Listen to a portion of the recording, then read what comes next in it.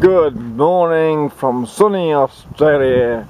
This is ET here, trying to explain some of the simple things to understand about the world we live in.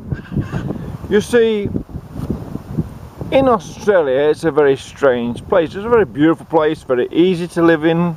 You don't have to think or do anything or use your brain, just wander around like a jellyfish and you'll get on. Just live by your emotions, do not live by your intelligence, and you'll be fine living in Australia. Do not question authority, because authority doesn't like being questioned, because simply he cannot give an answer. And he cannot give an answer about why they have committed, basically, industrial sabotage against their own economy. You see, it's quite a long story, so we'll try to make it reasonably short. What they've done, the Australian politicians, the corporate system, is all about creating as much debt within the people, the public, as possible, whilst the corporate sector acquires as many static assets, that is foundation assets like electricity, water, housing, basic assets, what people need to survive, an economy is based on. That is what the corporate political system of Australia is all about, is making sure that the corporate sector, the global corporate sector, can acquire as many of Australia's assets as possible, whilst leaving the population impoverished with no assets, or few as possible. They won't even own the land they live on shortly, so that they have become debt slaves to the corporate sector, which the political system belongs to. Anyone who's still deluded and thinks that the political system in Australia works for or represents the public good or the public economy is deluded. It's all an illusion. The last 15-16 years, from Johnny Howard, Peter Costello onwards, when the RBA raised lowered interest straight away after Paul Keating came in, so everyone rushed into housing. Oh, your house is going to be worth more and more and more.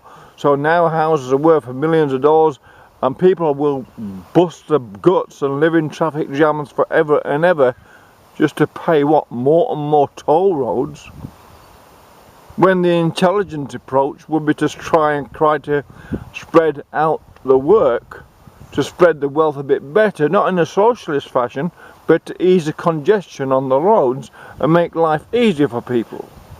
I'm not into socialism as a thing where everyone gets equal pay for bludgeoning, but that's what the politics are for, is about spreading elite socialism, is what the corporate sector is about.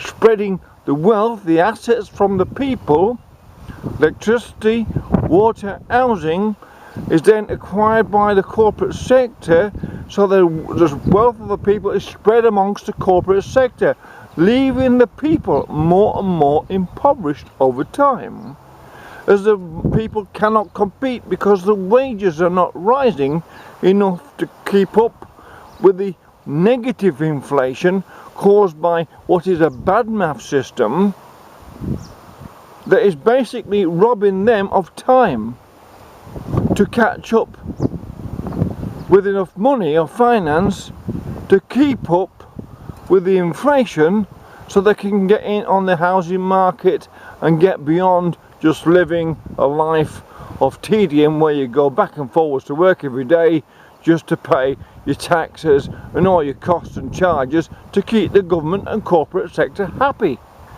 It's all one big spin. It's espionage and sabotage of an economy over its own people. There are many facets to this, and climate change is the big one in a way, because so many people in Australia think that the Australians are involved with affecting the climate when 90% of the coal is burnt overseas, and we're not allowed to burn it because we will cause pollution and ruin the barrier reef. Never mind millions of tons are burnt over in China, Indonesia and India and Japan. Never mind that. No, only Australia's coal being burnt affects the barrier reef.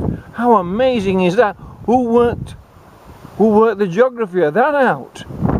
Where are these vector currents what take all Australia's pollution and dump it on the barrier reef? This is amazing. It's amazing that people are sucked in by so much bullshit. And do they believe what they say? Is it possible that Australian politicians believe they're saving the climate by stopping Australians having cheap energy? Do they believe this? If they believe this, there are serious questions to be asked about their education standards, because obviously they don't have one. The corporate sector, corporate politicians work for, is, and it's worth repeating, is all about acquiring what I call, or what is called, basic static assets.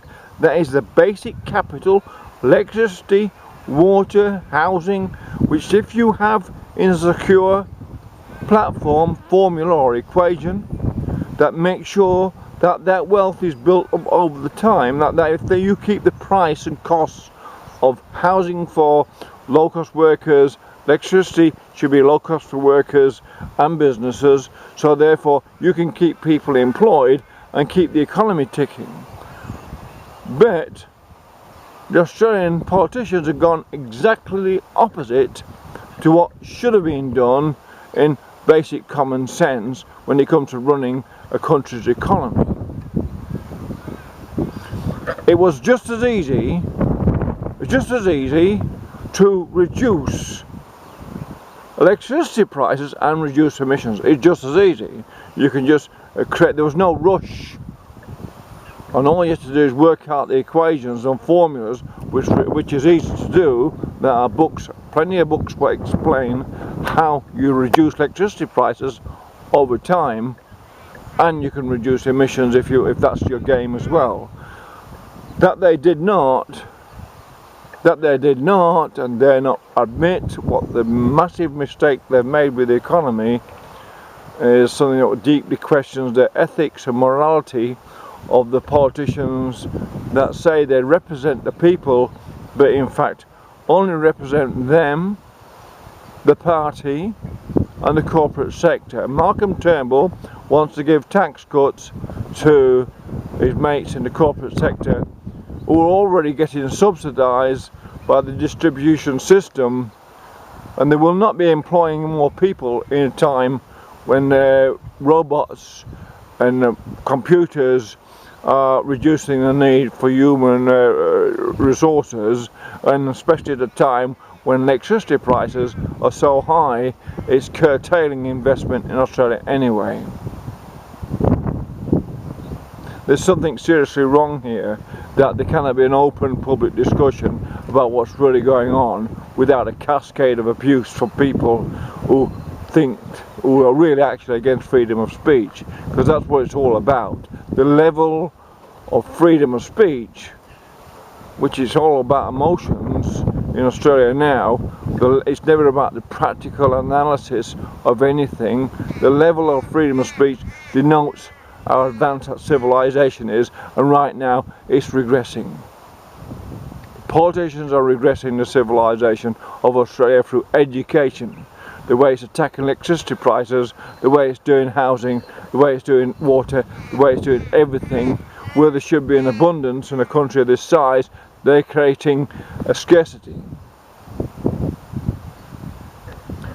As there are more and more people coming to this country, there's fewer and fewer resources or basic resources for them to have, and they're paying more and more for them. That's called a scam. This is ET reporting on what's happening in Australia to the world.